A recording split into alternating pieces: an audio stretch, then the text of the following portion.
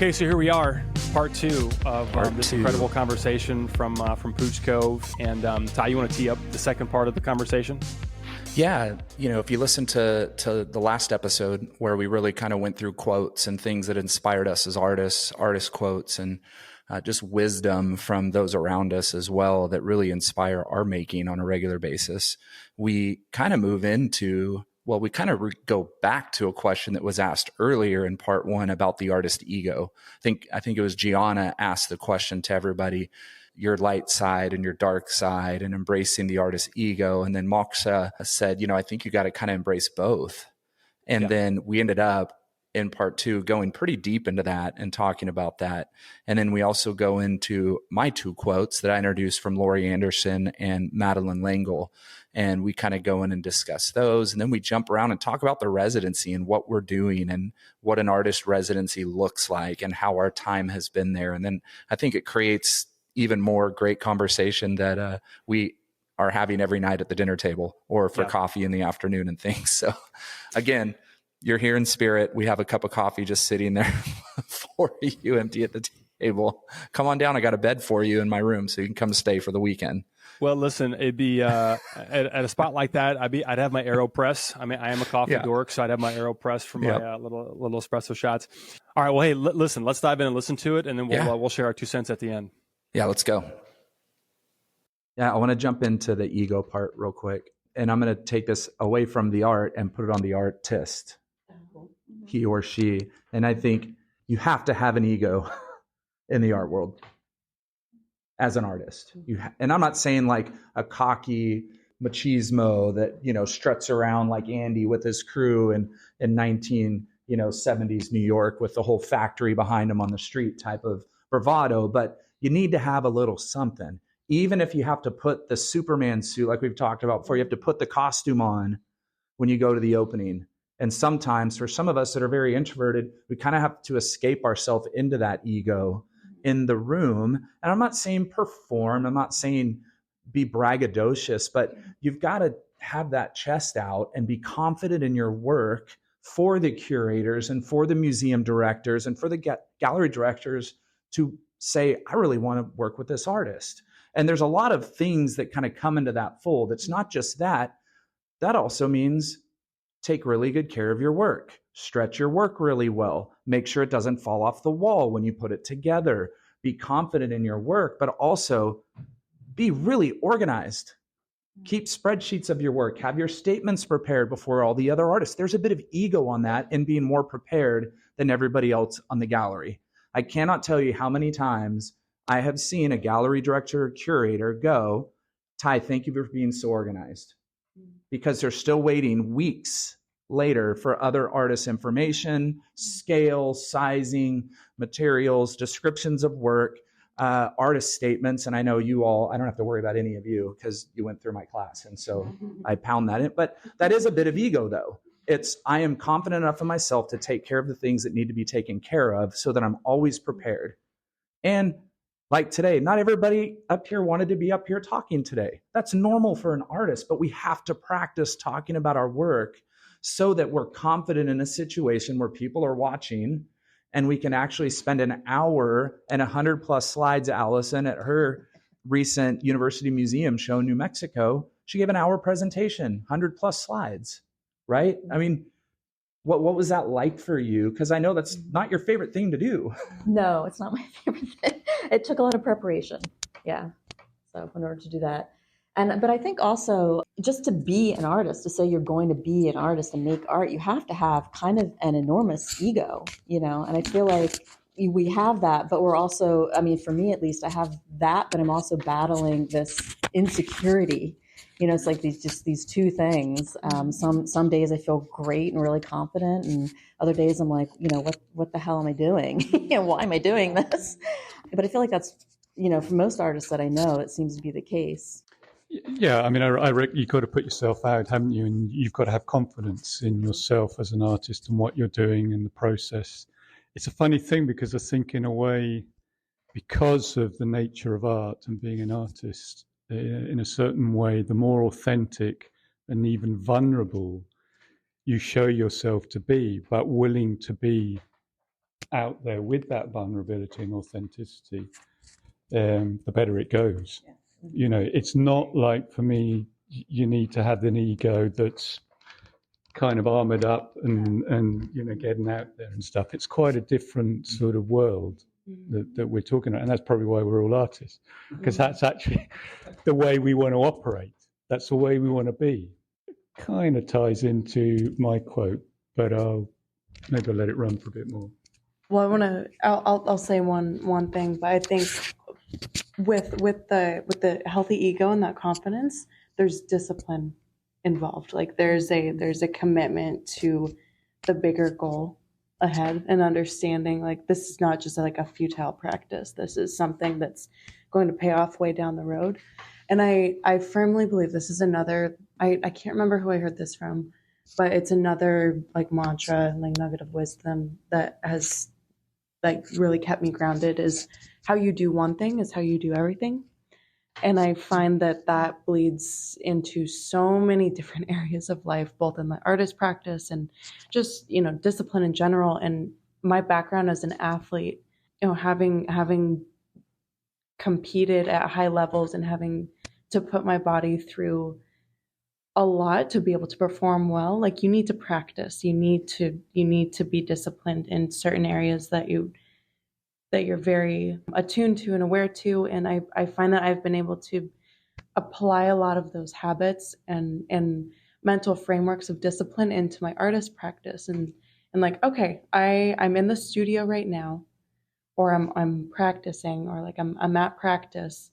What am I doing right now to prepare so then I can be ready for the big day, for whatever it is, you know, my next goal, and then to keep working from that. But I definitely firmly believe like how you do one thing is how you do everything. And I think as artists, we don't, you know, sometimes I see this with like a lot of emerging artists, and or, you know, like people just kind of getting started out. It's like they're doing it for fun or like a hobby, or not really sure of the reason or the why and like what really truly drives them. And I think we all start to understand and tap into that and develop, you know, we go through life and we start to see more and more of why we do what we do. And that drives a lot of our purpose. But I think you have to do a lot of work and be really aware of your motivations, and that will drive each of your habits. How you do one thing is how you do everything.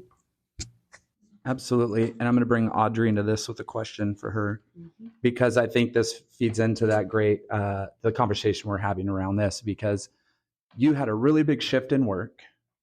And the first piece you had a really big shift in, you entered into a group show, you got into the group show, and then they used it for the actual poster for the show. And not long after that, you also had a studio tour.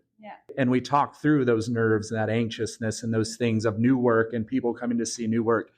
Talk to us a little bit about that, and then just kind of share what happened as well.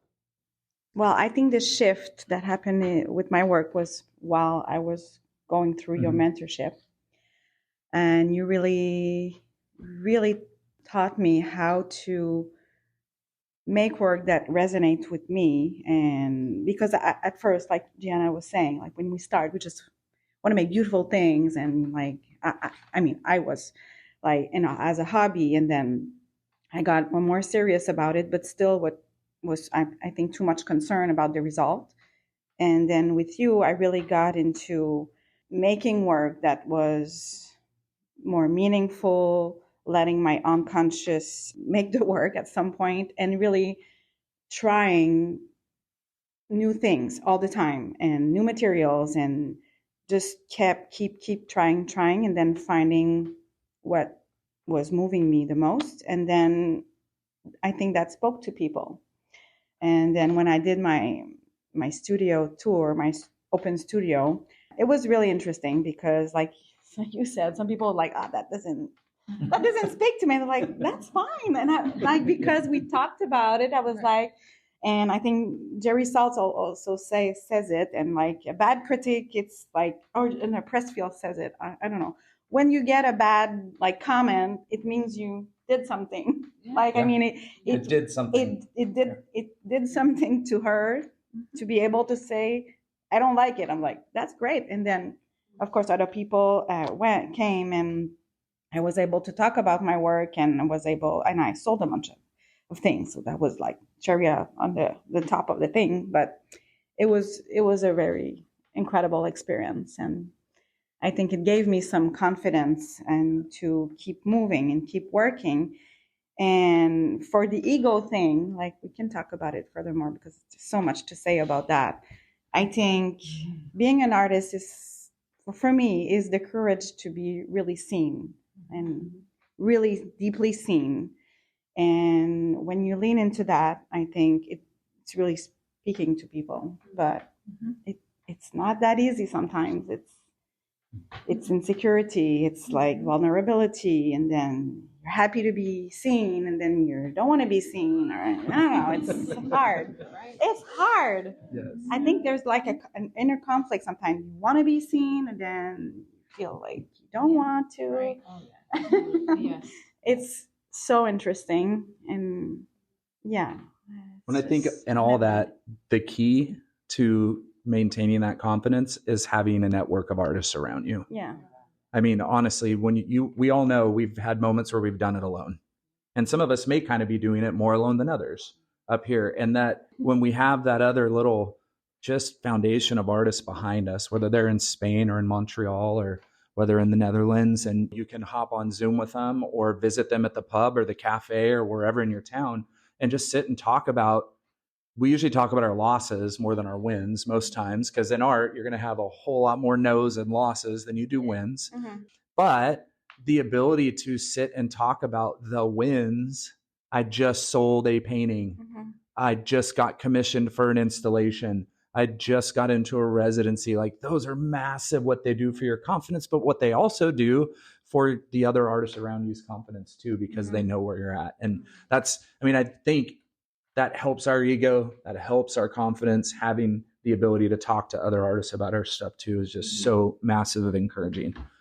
Maybe it's something that everyone here experiences, I'm not sure, but when one of your artists that you talk with a lot, or one that you admire, maybe not admire, when you talk with a lot, you feel peers with, has a massive win, my instincts, and I'll just say it, is like, at first I'm a little jealous. I'm like, oh man, I wish I would have gotten that, right?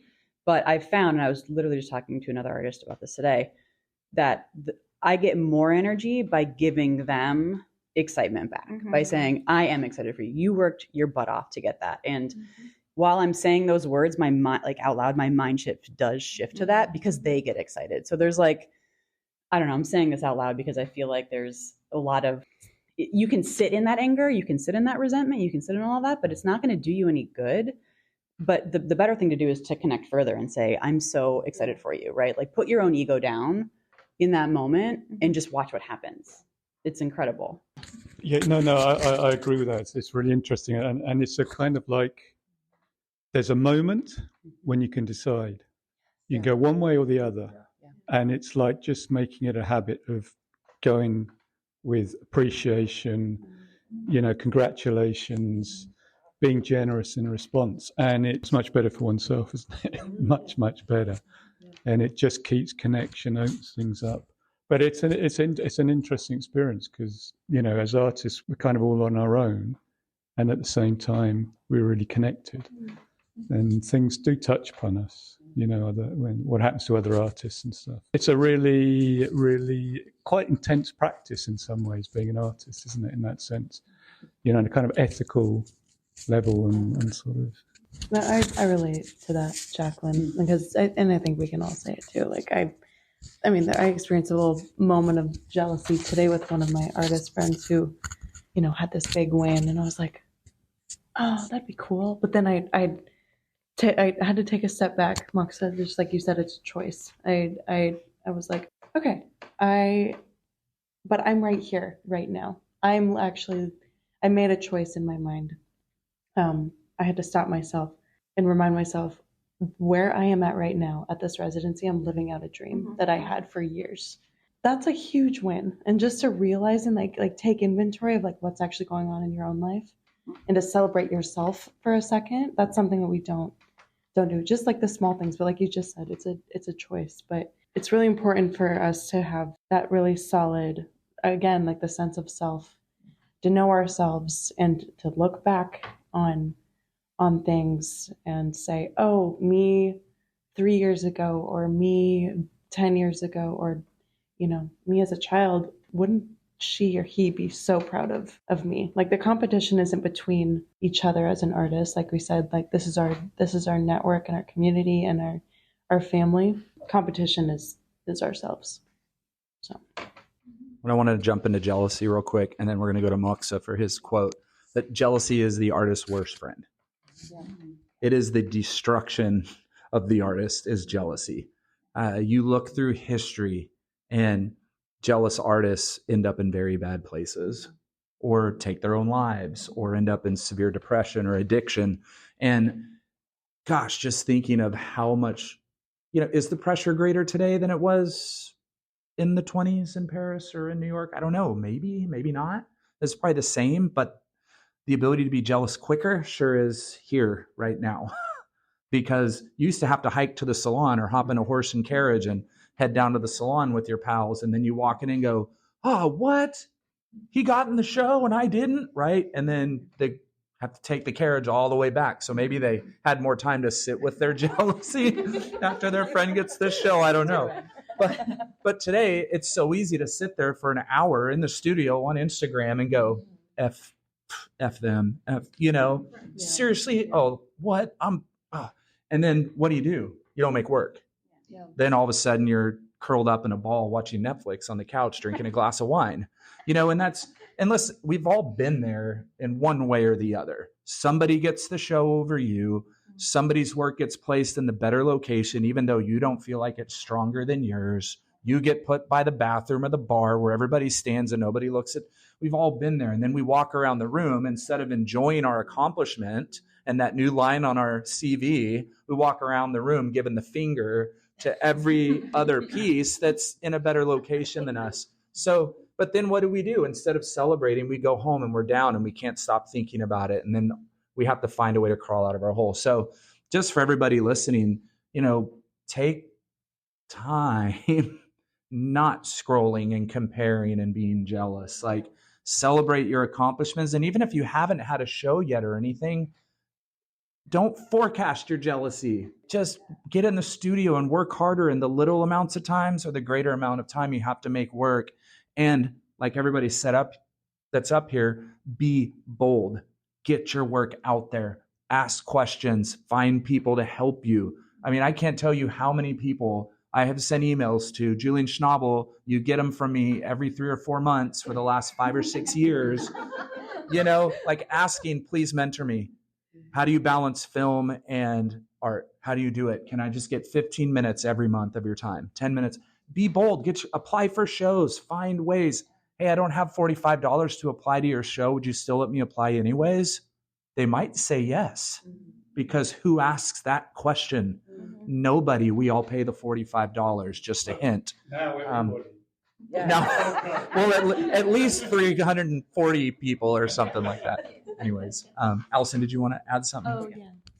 Yeah, I was just going to add to that, when you're supportive of other artists, I'm in a group of like 4 artists in my studio building, and we've all been, we're all applying to things, people are getting into different things, but, if we're all really supportive of each other. And I think it just creates more and more positive energy. And it just feels like then we're just like, we're just like on a roll. Well, no, I was just going to say, and it maybe ties into Quo, and this is, maybe a bit idealistic, but to do with the jealousy thing and stuff, I sometimes reflect on, I'm an artist. So I've given myself to art.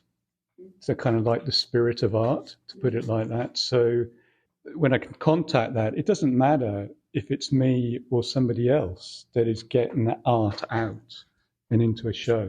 It's the fact that art is getting out. Mm-hmm. Do you know what I mean? So yeah. I mean, I'm completely insignificant as an artist in the overall thing, but I doing my bit to keep the flame alive or something like that. Without getting overly romantic, but. It's that kind of thing. So yeah, my quote is from Agnes Martin, who, as you know, is definitely a hero of mine. Her dedication to her way of understanding art and her artistic process, creative process.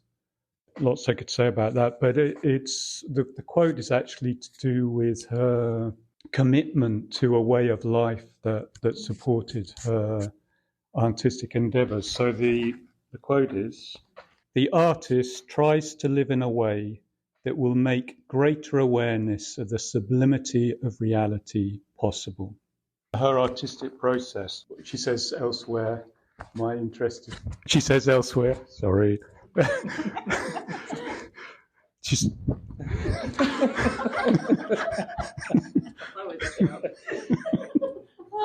she says elsewhere that her interest is in experience that is wordless and silent, and the fact that that experience can be expressed in art that is wordless and silent. So she is definitely, she's a great admirer of Rothko as well, and definitely trying to express through her art a transcendental reality, if you like, or a deeper reality, but not only, trying to express it through her artwork. Well, to do that, being very honest about the need to actually dwell in that kind of awareness to be able to then express it through art. So again, it's the artist tries to live in a way that will make greater awareness of the sublimity of reality possible. So I guess it's to do with how being an artist is more than just maybe in the studio making art. It's actually a whole way of life, a way of being and a way of living. And that, to be honest, is what really, really interests me about it. Well, and what we're trying to do. Yeah. So. Being an Agnes Martin fan as well, a Martinite, she, and having seen a lot of her work, from her early work to her later work, and seeing that development, and also knowing her story. If you haven't read 9th Street Women, I encourage everybody out there to read it. It's one of the greatest pieces of chronological history ever written about female artists. And you look at the artists that she came up with in the same little area with Grace Hardigan and Elaine de Kooning and Helen Frankenthaler, Joan Mitchell, Lee Krasner in New York at the time, right? Busy, loud, a complete opposite of who Agnes evolved into.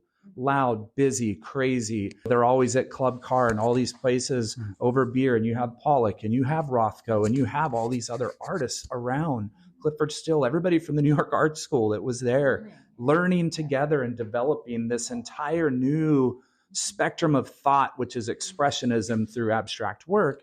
And some are quiet and listening.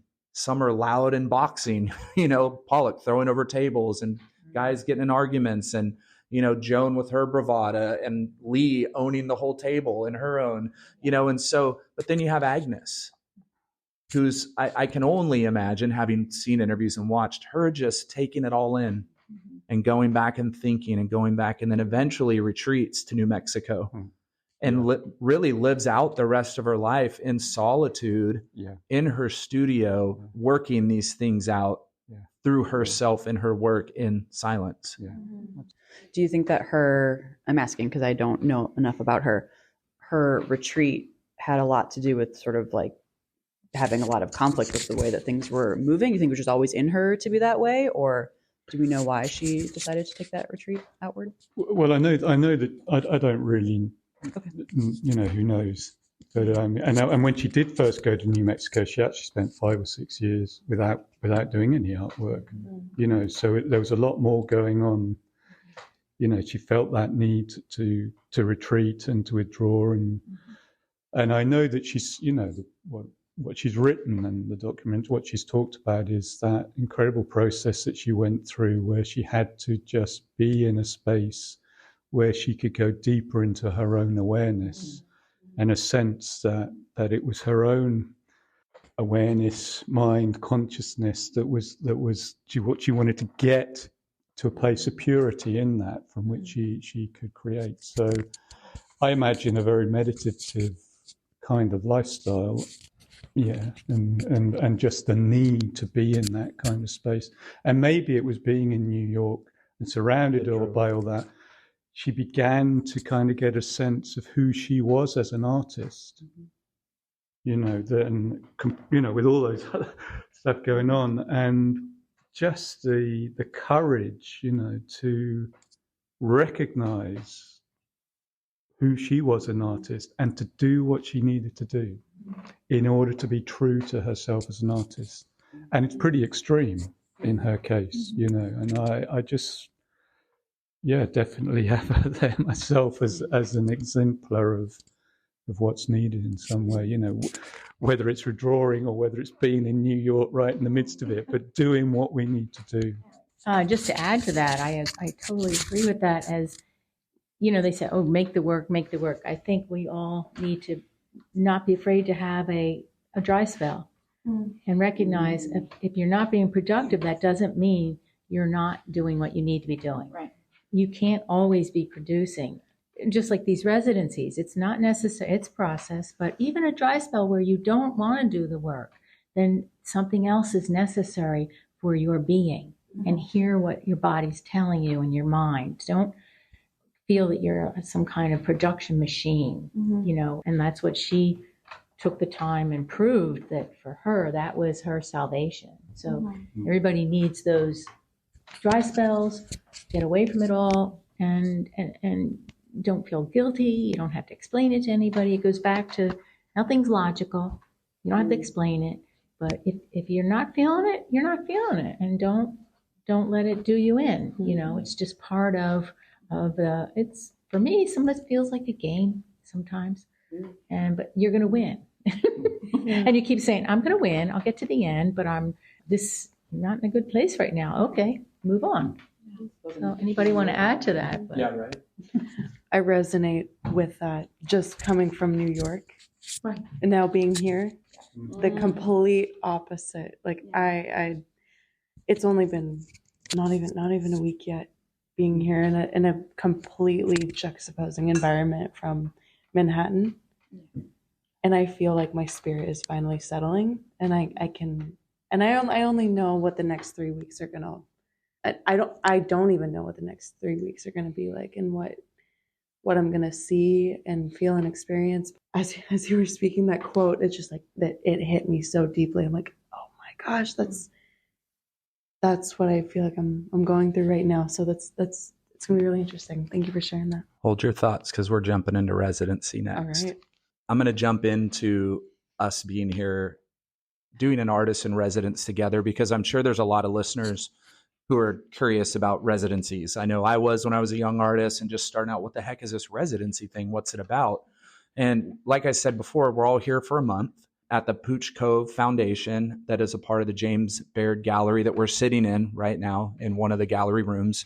And for a month, we'll all be here researching, making, creating, hiking, spending time in nature, etc. So my quote leads into this conversation. And so I'm going to read my quote, and then we'll take some time for each of us, just kind of, I'll open up questions just about how you feel so far in our first week away from life and here in the residency. How are your thoughts different? How are, your processes changing?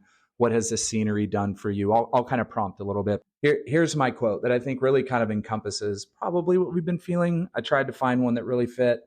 And this is by probably my favorite author of all time, Madeleine L'Engle. And she says, when we are writing or painting or composing, we are, during the time of creativity, freed from the normal restrictions and open to a wider world where colors are brighter, sounds are clearer, and people more wondrously complex than we normally realize. Let's say it one more time. When we are writing or painting or sculpting or composing, we are, during that time of creativity, freed from normal restrictions and open to a wider world where colors are brighter, sounds are clearer, and people are more wondrously complex than we normally realize. That is Madeleine L'Engle. And so I really thought that quote fit well, because when you think about really being freed from normal restrictions in your studio, we are even more freed being away from the other everyday life restrictions that could creep into the studio at home, how has your time been mentally, physically, thinking through where you might go with your work since you have gotten here to Pooch Cove? How has nature, the landscape, the new space, the people already been speaking or influencing you? I don't really know, because I'm sort of still in it, in a way. I think there's different aspects. There's just a studio space, so I've got a much bigger studio space than I'm used to. And, as you know, I'm trying to do what for me is a massive painting. But being in this environment, so being somewhere that's just more isolated, wilder, the ocean, the walks we've had, just feeds my soul, feeds into my soul. But a big part is being with all you guys, and what we've got going between us. I think I've fallen in love with all of you, even Ty.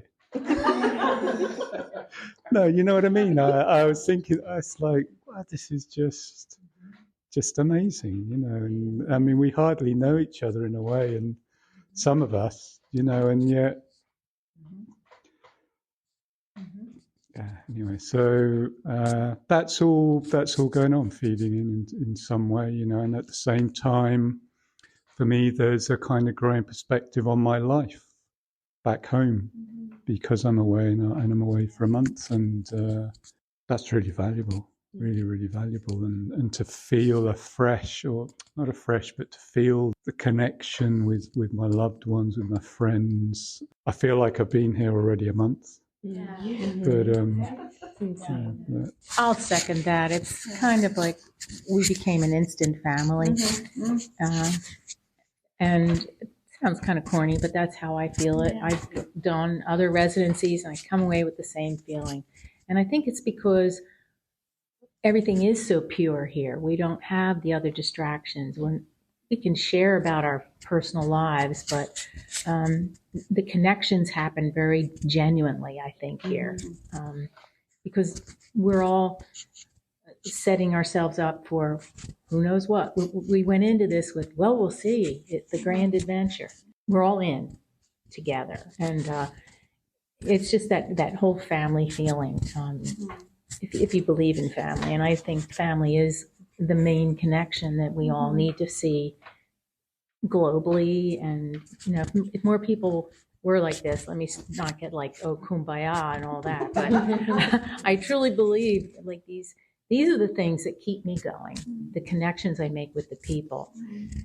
As far as the work, I can just say something really magical is happening with me, because for a while I was all about straight lines. So now I'm doing all these curvy lines. So I know something's bubbling and I'm so excited already. And it's probably that water. But it's also the feeling I have and the vibe. I hate that, but that you're all giving me. So I just want to thank you all. I don't know about you guys, but I cried when I saw the ocean and went and like kind of just felt it, if that makes sense. Like sat there and really took it in, and like water is a huge component for me to experience something outside myself. It makes me feel so small, and it inspires me and humbles me, and there's something so incredible about it. And it's interesting, I'm like feeling emotional talking about it right now. And as I alluded to a little bit earlier, coming from New York, you don't get that same feeling, especially with these crazy powerful waves crashing up onto these rocks. It's like you don't go in that water. You can't.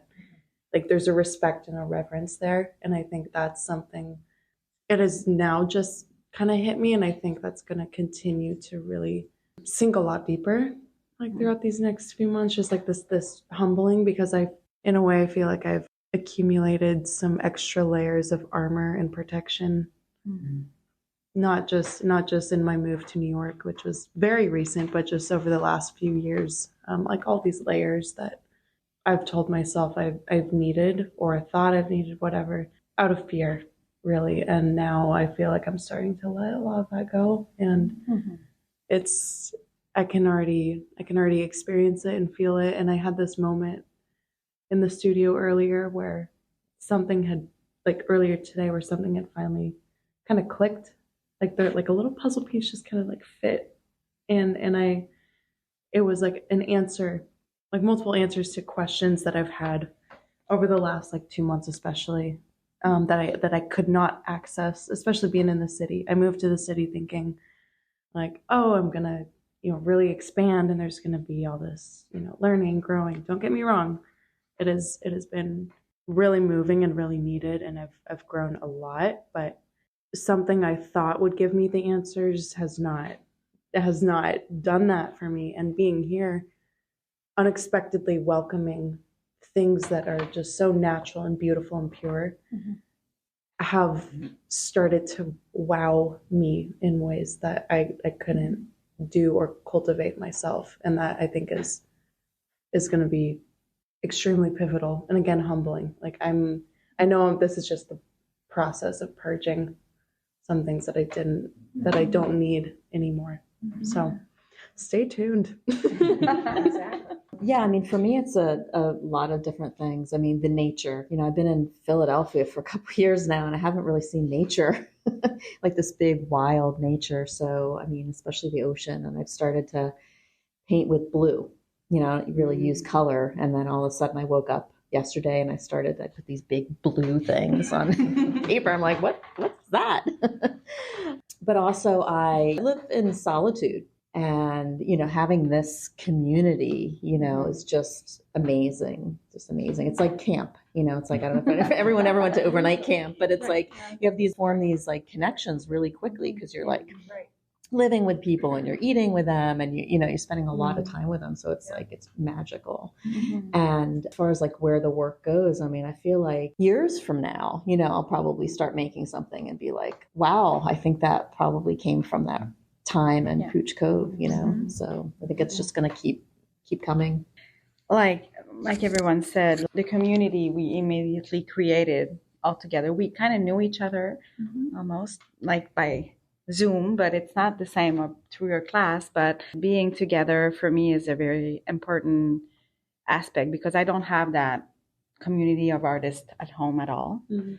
I only have it through Instagram and like digital world. So that has been for me like incredible. And we immediately like formed something really like a family, like you said. So, and I think that's going to last like after this. So that's really, really precious. And all you said, like, I think the scenery, the nature, the landscape, the mountains combined with the ocean for me is just like overwhelming. Like, I can't even describe what it does to me yet, but it's just in state of awe. Like all the time we go hiking, I just want to do it more and more. And I feel that these feeling I get when we go on the mountains I think they're feeding me with inspiration that will go on my work here, but that will go, like you said, Allison, beyond being here.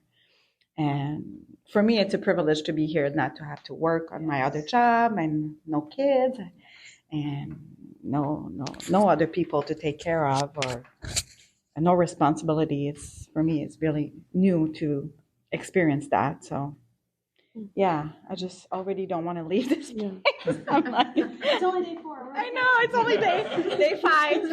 It's 4 for me, but I leave at the same time, so it's fine. So, and I'm like, oh my God, I don't want this to end ever. When are we coming back?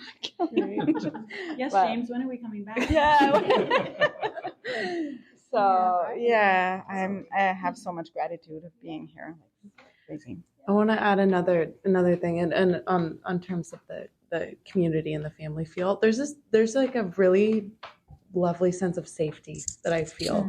Like I'm able to like experience these emotions and express what I am, because there is no judgment. There are like no walls between any of us. It's like, it's a really beautifully unique thing, and I'm really grateful for each of you. Like it's very much like family. Like I knew a few of you prior and connected in special ways, but it's It's really, really unique, and this is setting a really high standard.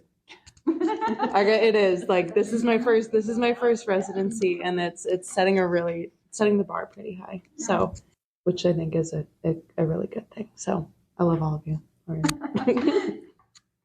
Well, journaling is a big part of my art practice, and what I know so far about what it's doing for me.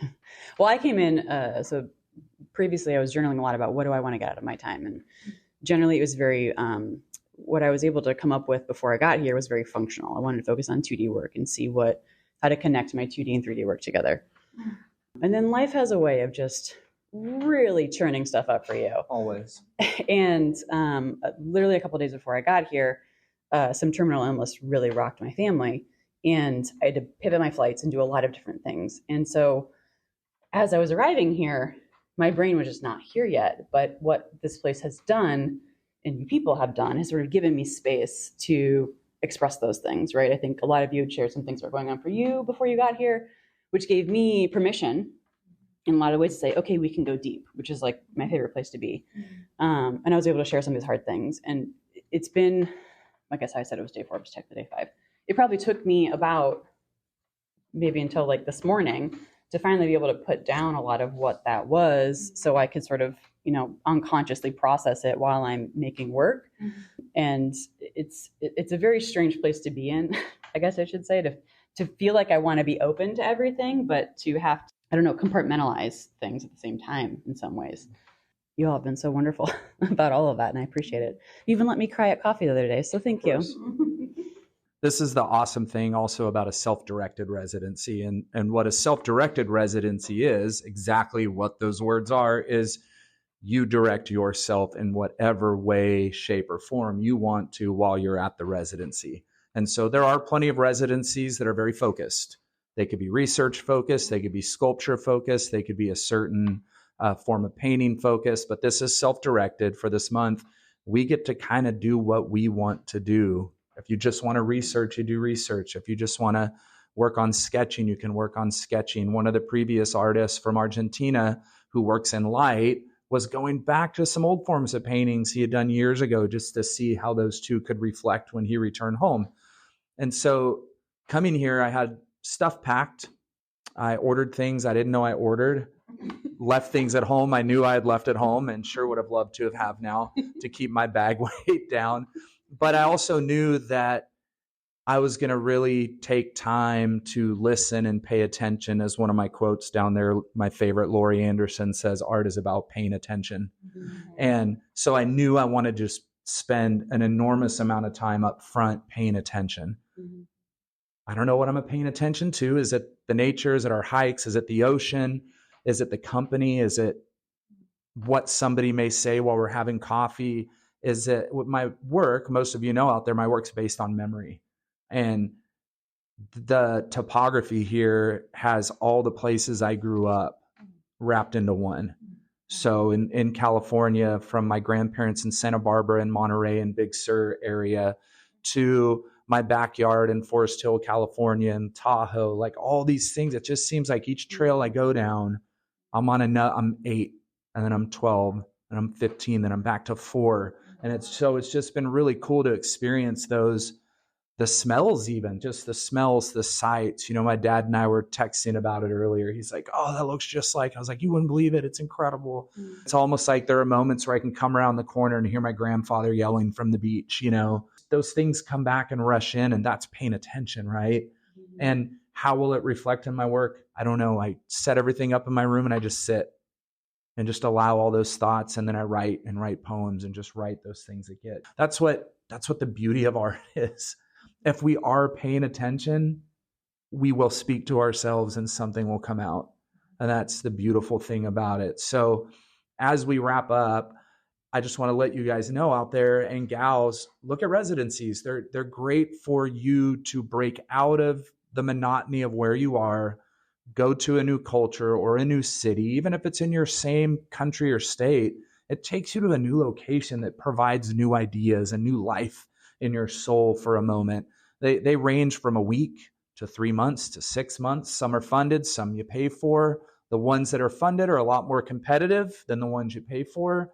but there are plenty of websites. We'll list them later, but Artenda, ResArts, transartist.com.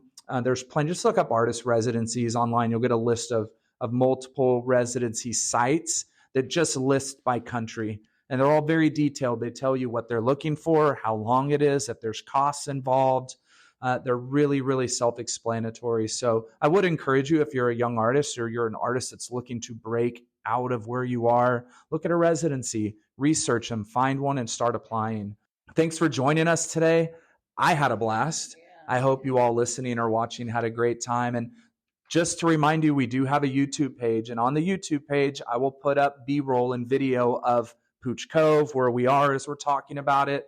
I'll also put up work from the artists that you see up here so you can see what their work looks like, and pictures from while we've been here at the residency of our studios and things like that.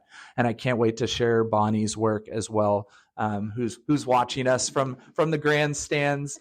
We love you, Bonnie, and we're glad you're here with us.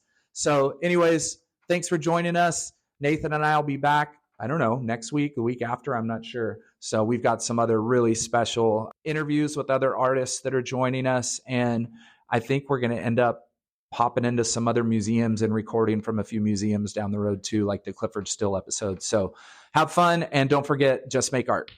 Bye.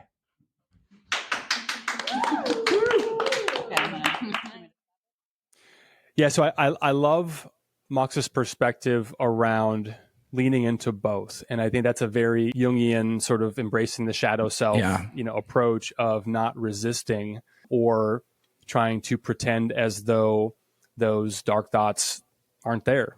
It's acknowledging their existence and then figuring out, what to do with them in a healthy way. So in the context of your discussion, it's not, feeling that pang of jealousy or that pang of that sense of, oh, that could have been me, even that maybe that should have been me.